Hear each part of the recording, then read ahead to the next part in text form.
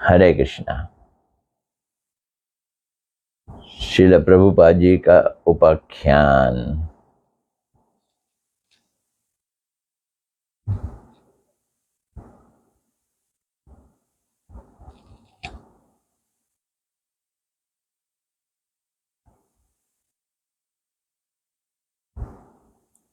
श्रील प्रभुपाद जी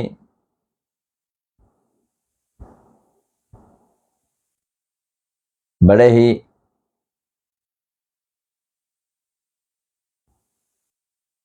सख्त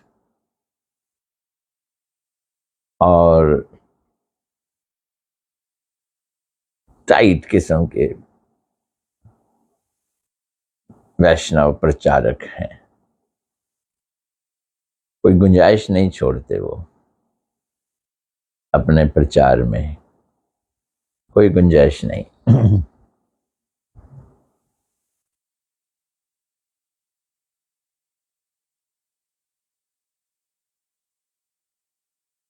आवाज आ रही है ना?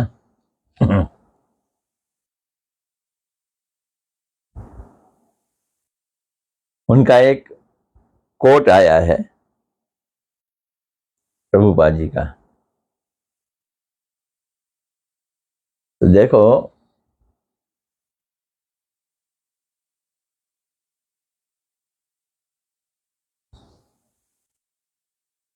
हम कहते हैं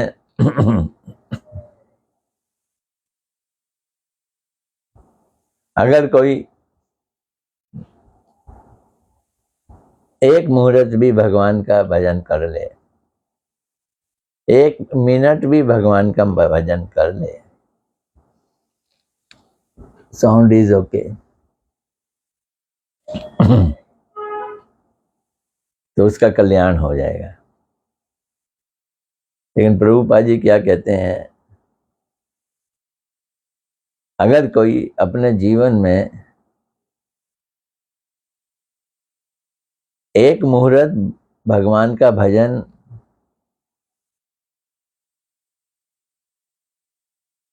ना करे तो अपने कर्तव्य से गिर जाएगा। हमारा कर्तव्य है कि एक मुहूर्त के लिए भी भगवान का भजन ना छोड़ें। प्रभुपाद जी कहते हैं एक मुहूर्त के लिए भी भगवान का भजन ना छोड़ें।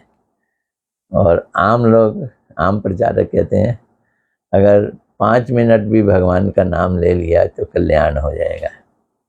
देखो कितना डिफरेंस है दो प्रचारकों में। तभी मैं प्रभुपाद जी को कहता हूँ 100%। वो कहते हैं कितना भजन करना चाहिए, 100 में से 100। 24 घंटे में 24 घंटे, 12 महीनों में 12 महीने, कोई मुहूर्त छूटना नहीं चाहिए।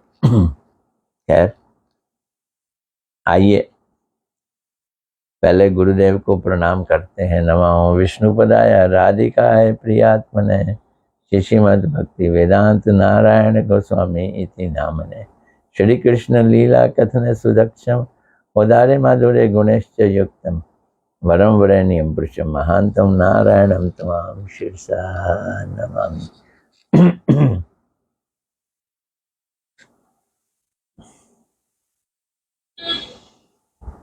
अब हम प्रभुपाद जी को प्रणाम कर लेते हैं 100% में 100%। नमो विष्णुपदाय कृष्ण पृष्ठाय भूतले श्रीमद् भक्ति सिद्धांत राधे श्रीमद् भक्ति सिद्धांत सरस्वती इति नामने श्री वर्ष भानवी देवी दयिताय कृपा बद्ध है कृष्ण संबंध विज्ञान दायिने प्रभवे नमः। माधुर्य उज्ज्वल प्रेमढ़ श्री रूपानुग भक्ति श्री गौर करुणा शक्ति विग्रहाय नमस्ते। नमस्ते गौरवाणी श्री मूर्ते दीन तारणे रूपानुगा विरुद्ध अपध्वांत अप सिद्धांत ध्वांत हारिने।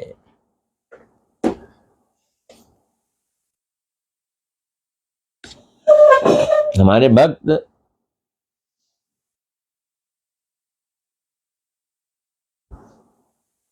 श्रीमद् भगवत पत्रिका कुछ इस नाम से गहना बेचती है, कोट्स। तो ये कोट्स का व्हाट्सएप आप लोग सब्सक्राइब जरूर कर लें, क्योंकि इसमें अच्छे अच्छे कोट्स आते हैं। अब यहाँ तो मैं फोन यहाँ लगा दिया हूँ, इसमें से पढ़ नहीं सकता,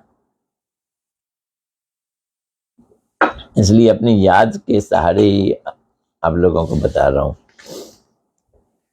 आज 89th हम उपाख्यान सुनेंगे। क्या है उपाख्यान मालूम? हाथ में पंचांग, पूछते हैं मंगल कब है।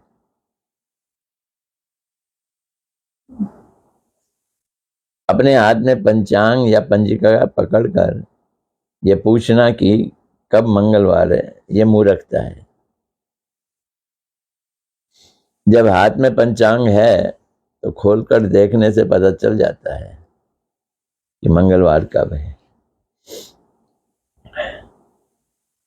सदगुरु और शुद्ध वैष्णव की सुदुर्लभ संगति को प्राप्त करके भी कुछ लोग ऐसा अनमने बने रहते हैं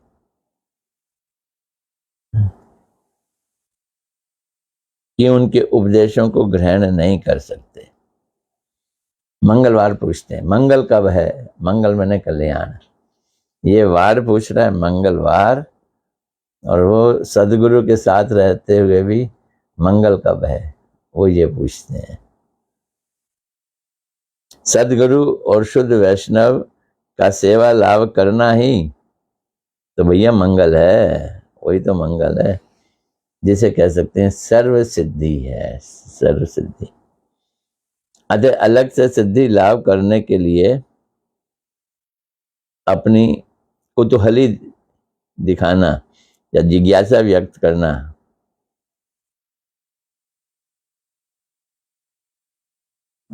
बेकार है। केवल उनकी सेवा में तल्लीनता का अभाव है, ये सिद्ध करता है कि आप सेवा करना नहीं चाहते हैं, सेवा में आप तल्लीन नहीं है।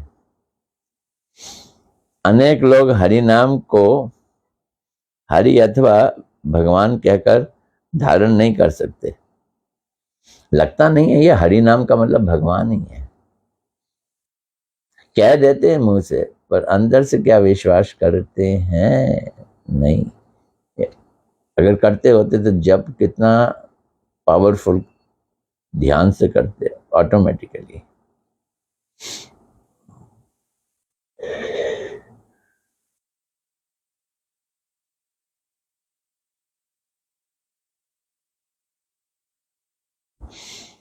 ये पूछते रहते हैं, यदि ये कहा जाए कि हरि नाम ही साक्षात हरि है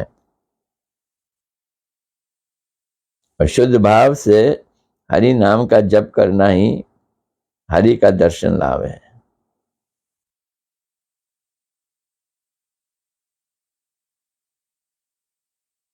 नाम किया और हरि के दर्शन हो गए। कलयुग में शुद्ध नाम रूप में ही श्री हरि दर्शन प्रदान करते हैं।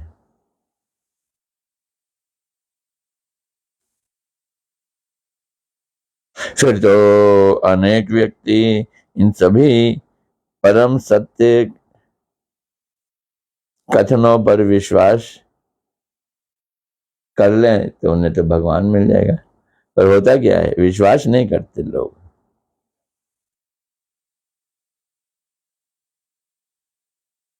ये तो हाथ में पंचांग पकड़कर पूछते हैं मंगलवार कब है। ये पूछने के समान तल्लीन होने के कारण, तल्लीन होने के कारण उत्पन्न उत्सुकता मात्र है। तल्लीन ना होने के कारण, एकाग्रचित ना रहकर केवल कुतूहल का कारण ये पूछ,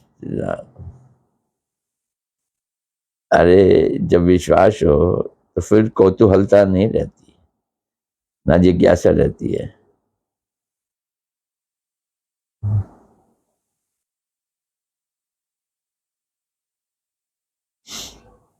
वास्तव में मंगलवार कब है ये जानने के लिए, यानी असली मंगल कब है इसे खोज पाने के लिए समीपवर्ती गुरु वैष्णव की कृपा अवतीर्ण हुए हैं। गुरु वैष्णव मंगल देने के लिए तो आए हैं, उनके शरणागत होना चाहिए। ये हो गया एक।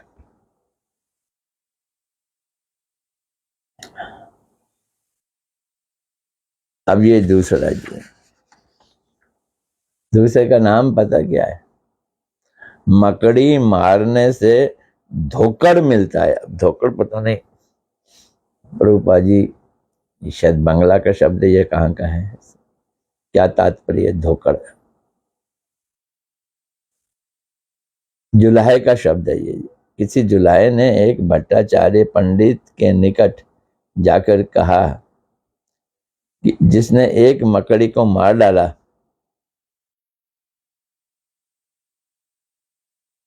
तो जुलाहे ने किसको कहा? पंडित को, कि उसने एक मकड़ी को मार डाला। भट्टाचार्य ने कहा ओहो, फिर विधान बतलाया कि जुलाहे को प्राणी का वध करने के कारण प्रायश्चित करना पड़ेगा। क्या प्रायश्चित करना है? तो एक दिन उन्हीं भट्टाचार्य के पुत्र ने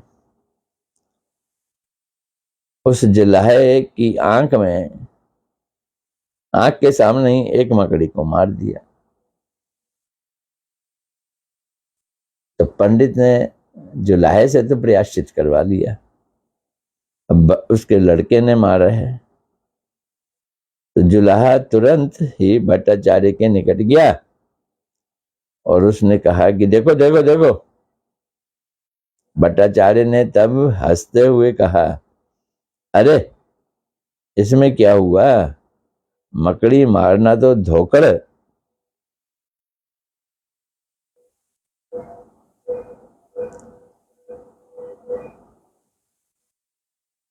मकड़ी के मारने से तो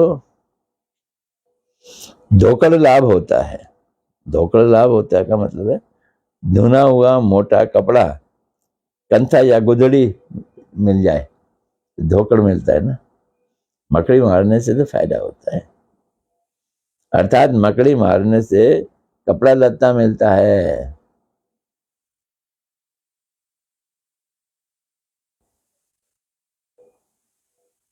यही देखा गया है। जो कर्मकांडी लोग हैं, जिन्हें आप स्मार्त भी कह सकते हैं, उनके विधान समूह बड़े अद्भुत है। उसमें अधिकांश विधान जो है वो अपने स्वार्थ के लिए कपटता पूर्ण है। दूसरों के लिए तो कठोर व्यवस्था करते हैं, जब अपनी बारी आती है तो उसका पालन करते नहीं है, क्योंकि वो मन मर्जी के विधान है ना। श्री चैतन्य देव ने उनके समकालीन एक राजा थे, उनका नाम था सुबुद्धि राय। सुबुद्धि राय नामक एक महात्मा थे।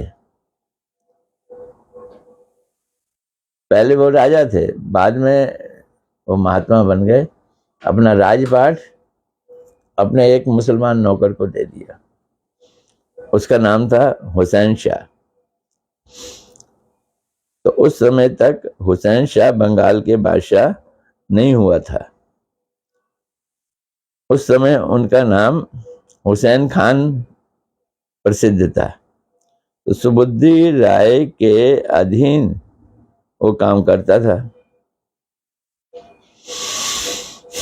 कौन? वो हुसैन उनका नौकर था। तो सुबुद्धि राय जब एक तालाब की खुदाई करवा रहे थे, उन्होंने हुसैन खां को उस काम की निगरानी करने के लिए नियुक्त कर दिया। हुसैन खां ने अपने काम पर ठीक से ध्यान नहीं दिया, इसलिए सुबुद्धि राय ने उसके शरीर पर बैत से आघात किया, बैत मारा, हिट किया। हुसैन खां जब बंगाल के बादशाह बने तो वो बादशाह बना बाद में हुसैन शाह के नाम से। तब उन्होंने सुबुद्धि राय को अपने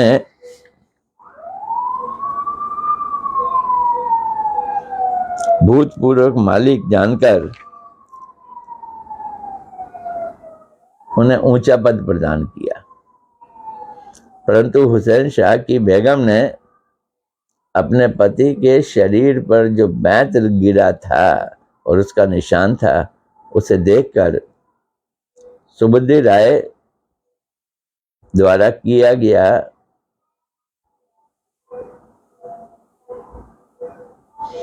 ये अत्याचार मेरे पति के ऊपर, ऐसा जानकर उन्होंने सुबुद्धि राय की हत्या करने के लिए बादशाह से अनुरोध किया, मैं तो इसको मार दूंगी। बादशाह अपने पहले के मालिक की हत्या करने के लिए राजी नहीं था। तब बेगम सुबुद्धि राय ने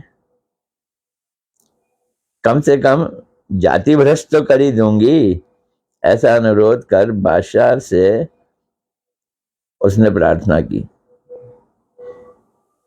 हुसैन शाह की पत्नी ने। तो बादशाह ने बेगम को बताया कि सुबुद्धि राय को यदि जाति भ्रष्ट करना है तो वो मर जाएगा, खुद ही मर जाएगा। तो बादशाह ने बेगम के अनुरोध को मानने से मना कर दिया, यानी कि मारा नहीं और जाति भ्रष्ट भी नहीं किया।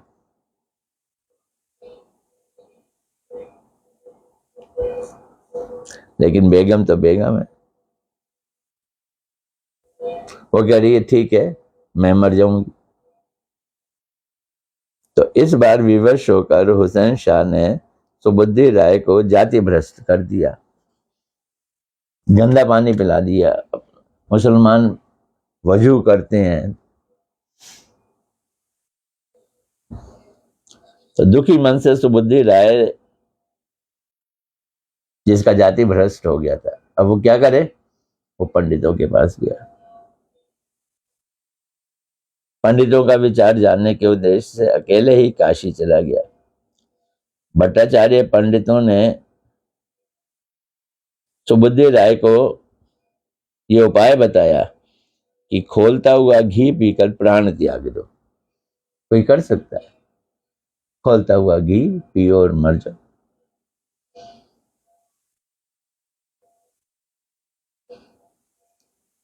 कुछ दूसरे पंडितों ने दूसरे विधान बताए, वो इससे भी ज्यादा कठिन थे। दुखी मन से सुबुद्धि राय स्मार्ट पंडितों से विधान जानने के उद्देश्य से काशी जाकर तो और दुखी हो गए। तो बेगम ने चाहा था कि सुबुद्धि राय के प्राण खत्म हो जाए, वो तो अपने आप हो जाएंगे।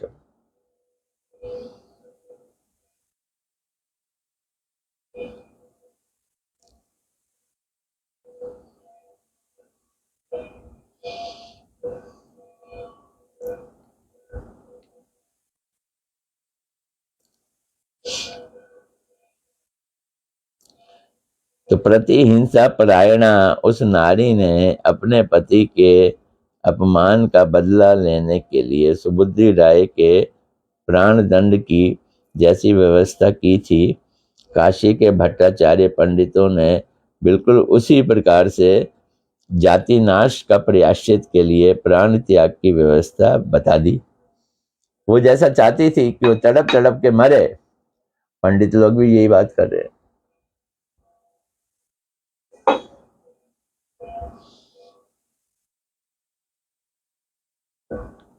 तो सुबुद्धि राय की आत्मा के मंगल के संबंध में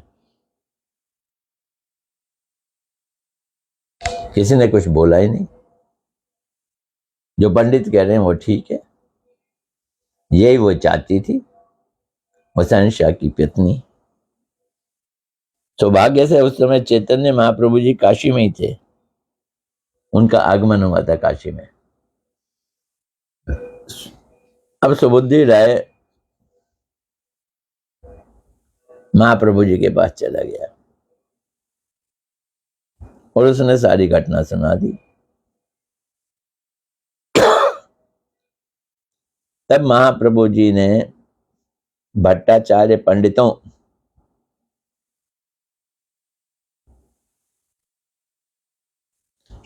के बारे में कहा, ये लोग तथाकथित पंडित हैं, ये मकड़ी मारने से धाकड़ मिलता है, इनके सारे विधान या व्यवस्था को नकार कर ये अपने मतलब के इनकी सारी व्यवस्थाएं हैं। तो बुद्धि राय को कहा महाप्रभु जी ने, तुम वृंदावन जाओ, वहां जाकर प्रतिदिन कृष्ण नाम संकीर्तन करो, और कृष्ण नाम में सारी शक्ति छुपी हुई है। अरे नाम, शुद्ध नाम की तो बात छोड़ो, नाम का आभास हो जाएगा ना तो तुम्हारे सारे पाप नष्ट हो जाएंगे। प्रायश्चित इसलिए किया जाता है जो ना पाप नष्ट हो जाए, तुम्हारे पाप खत्म हो जाएंगे। कैसे होंगे? नाम करने से।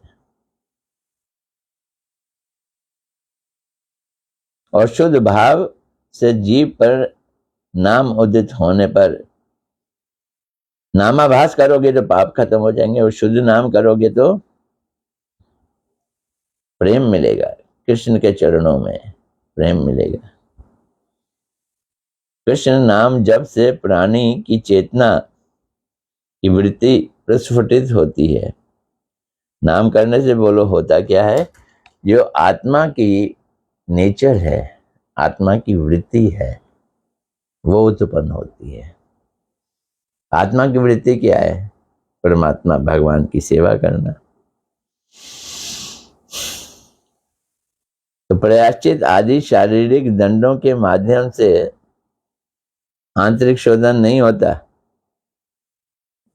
खौलता हुआ घी पी लो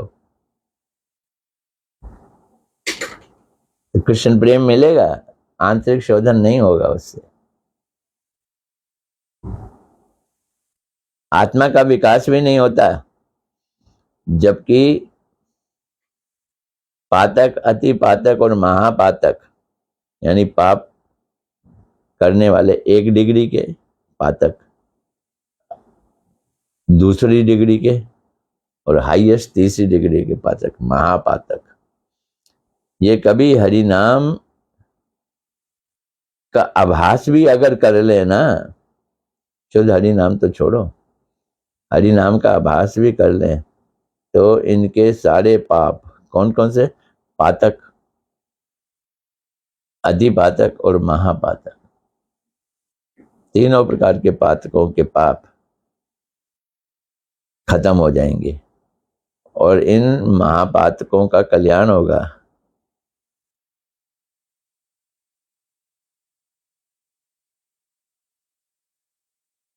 और इस बात में कोई कपटता नहीं है, कोई धोखाधड़ी नहीं है।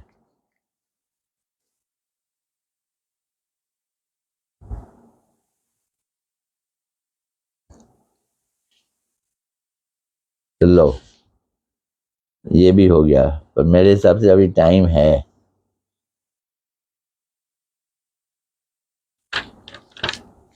तो एक और देख लेते हैं, 91वां। काजी जी से हिंदुओं के त्योहार के बारे में पूछना, पता करना, हिंदू पर्वों के बारे में।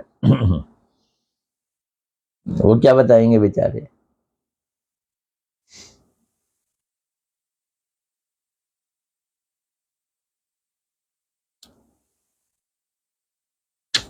काजी अन्य धर्म के नेता और विचारक है, इस्लाम के हैं ना। वे हिंदू धर्म का आचरण नहीं करते और ना ही उसका प्रचार करते हैं। उनसे हिंदुओं के पर्व के संबंध में पूछना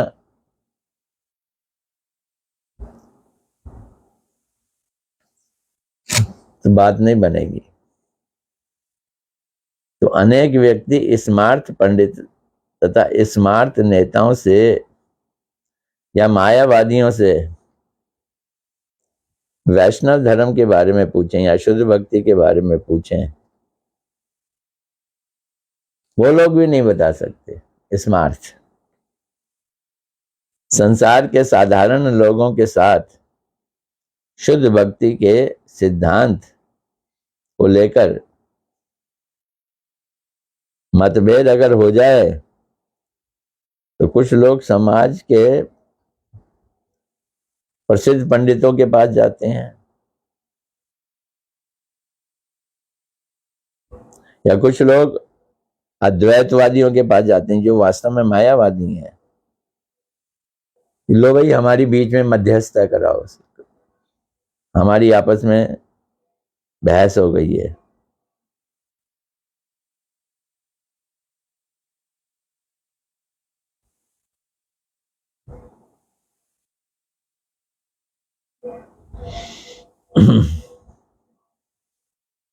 शुद्ध भक्ति के बारे में बतलाओ।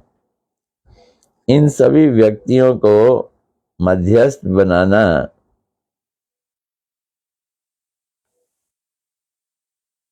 बिल्कुल ऐसा है जैसे काजी जी से हिंदू के पर्व के बारे में पूछना।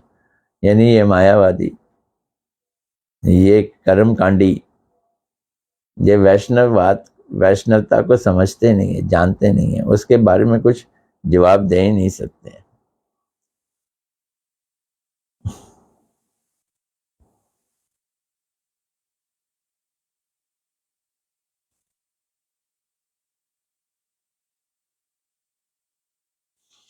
है तो ये हिंदू समाज में, और हिंदू समाज में ही नहीं है, हिंदू समाज के नेता माने जाते हैं, लेकिन शुद्ध भक्ति के बारे में उन्हें कोई जानकारी नहीं होती, कुछ अता पता नहीं होता। क्या करते हैं ये तो मंदिर में रहते हैं, तिलक भी लगाते हैं। ये विद्या भक्ति, जो भक्ति में मिलावट हो, विद्ध हो, बस वही बता सकते हैं। छल वाली भक्ति बता सकते हैं। लौकिक भक्ति के अभिनय को भक्ति मानते हैं। लौकिक भक्ति का अभिनय, ड्रामेबाजी को भक्ति मानते हैं। इन व्यक्तियों के संसारिक सम्मान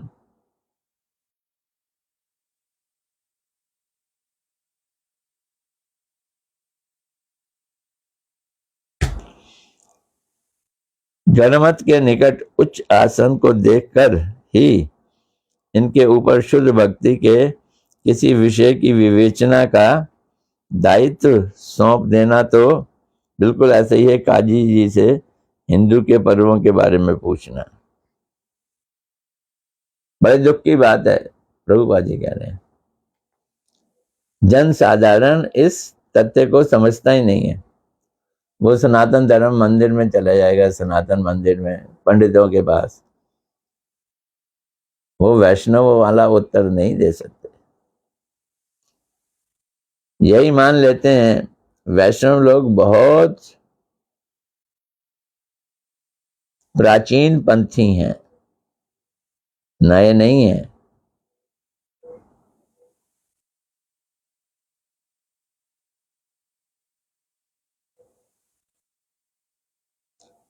और ये लोग क्या मानते हैं, वैष्णव वैष्णव वैष्णव लोग तो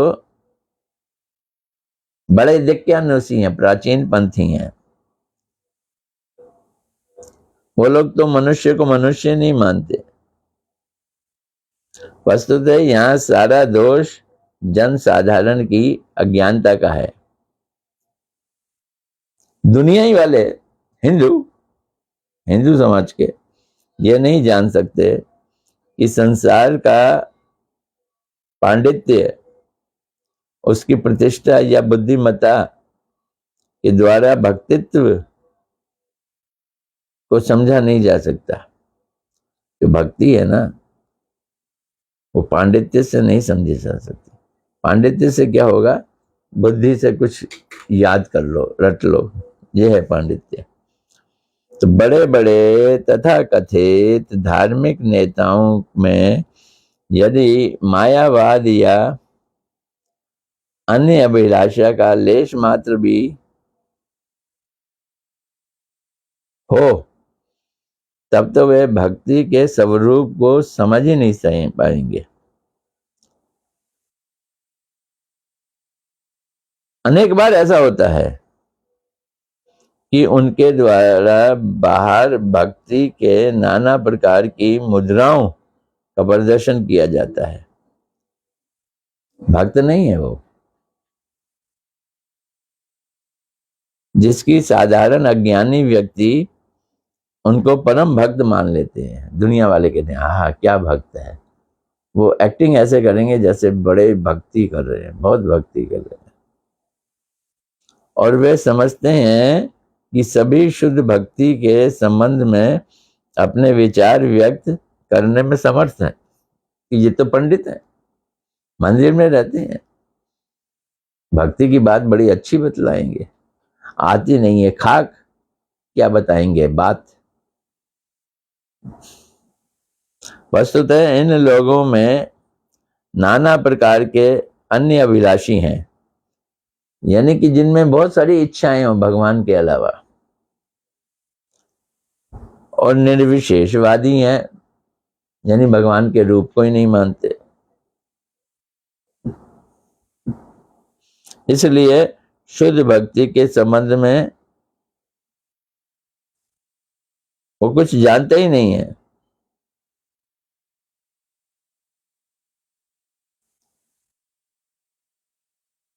तो शुद्ध भक्ति के संबंध में कोई मत प्रकाश करने के वो योग्य ही नहीं है। तो उनसे कोई शुद्ध भक्ति की सच्ची विवेचना करने की कोशिश करे तो कुछ मिलेगा? कुछ नहीं मिलेगा। वो सच्ची विवेचना करना ही नहीं जानते। तो ऐसे लोगों से बच के रहो भाई, बच के रहो। लो जी, आज 3 उपाख्यान हो गए। आज मंगलवार है, तो इस हफ्ते की ये आज पहली कड़ी है। अब हम कल फिर करेंगे। ये 91वां था, कल 92वां होगा। चोर हमेशा अंधेरा खोजता है, ये है कल का। चलो, हरे कृष्णा कृष्णा कृष्णा हरे हरे, हरे राम राम राम हरे हरे। देखें आज कौन कौन आया है।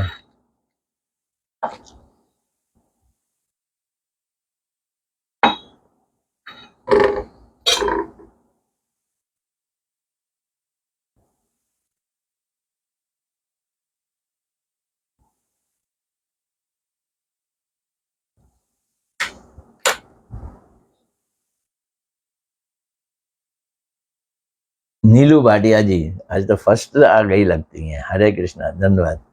अंजलि मित्तल, हरे कृष्णा, धन्यवाद। मधु झा, हरे कृष्णा, धन्यवाद। पूजा जी, हरे कृष्णा, धन्यवाद। फिर आई वीना बल्ला जी, हरे कृष्णा, धन्यवाद। फिर वीना बल्ला जी बन गई साउंड मैनेजर, उन्होंने कहा कि आवाज़ आ रही है। फिर आई महक वर्मा, उन्होंने भी साउंड बताई, ठीक है, हरे कृष्णा, धन्यवाद। फिर मालिनी जी आ गई हॉलैंड से, हरे कृष्णा, धन्यवाद। इन्होंने भी बता दिया साउंड इज ओके। ये 3 हमारे साउंड मैनेजर हो गए अब। फिर रेणु गेरेवाल जी आ गई, हरे कृष्णा जी, धन्यवाद। इंदुमती दासी आई हैं, हरे कृष्णा, धन्यवाद। फिर तमाल प्रभु जी आ गए, हरे कृष्णा, धन्यवाद। चलो कल मिलते हैं।